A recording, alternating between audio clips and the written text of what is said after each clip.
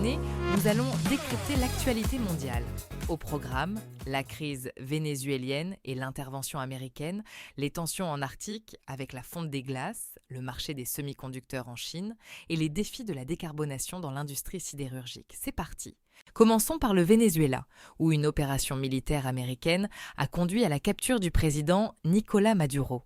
Cette action, qualifiée d'intervention par Caracas, soulève d'énormes questions géopolitiques et économiques. En effet, Sophie, les États-Unis, sous l'administration Trump, semblent vouloir reprendre le contrôle des vastes réserves pétrolières vénézuéliennes, les plus importantes au monde. La perspective d'une exploitation par des compagnies américaines marquerait un tournant majeur pour la production du pays, mise à mal par des années de crise et de sanctions.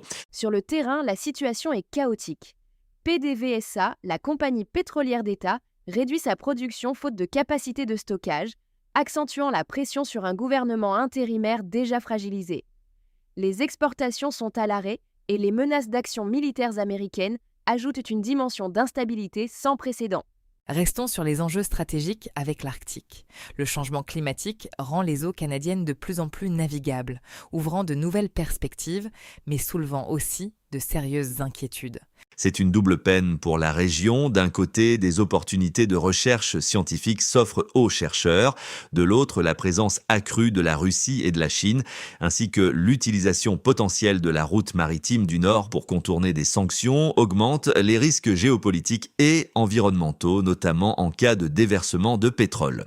Les communautés autochtones sont particulièrement touchées. La sécurité alimentaire est menacée par ces changements rapides et elles craignent une dégradation de leur environnement.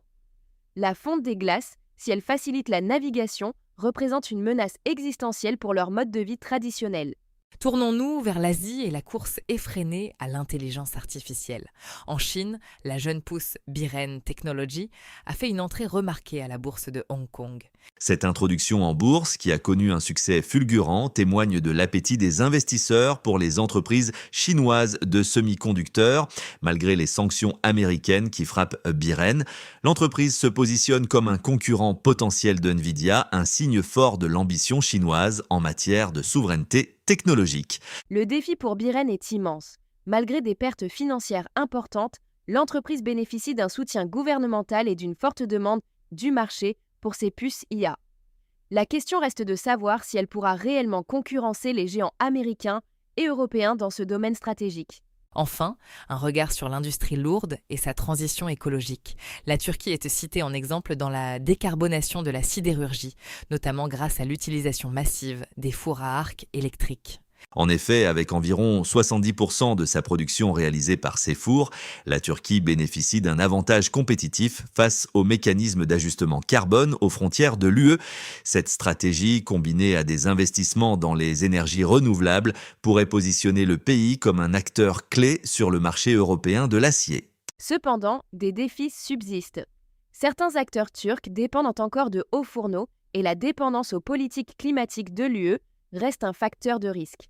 L'enjeu est de taille, maintenir cette dynamique de décarbonation pour satisfaire les exigences environnementales européennes et mondiales.